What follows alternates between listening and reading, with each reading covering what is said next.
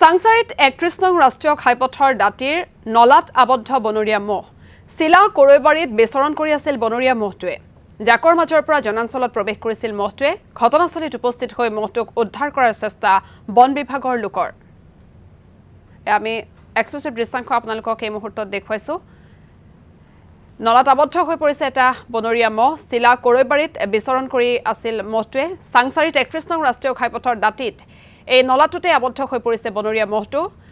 চিলা কৰৈবাৰীত বিচৰণ কৰি আছিল এই বনৰীয়া মহটোৱে জাকৰ মাজৰ পৰা জনাঞ্চলত প্ৰৱেশ কৰিছিল মহটোৱে ঘটনাস্থলীত ইতিমধ্যে মহটোক উদ্ধাৰ কৰিবলৈ চেষ্টা আৰম্ভ কৰিছে বন বিভাগে ৰাতিপুৱা ৬টা বজাত মই ইয়াত দেখিছো তা খাবা হতে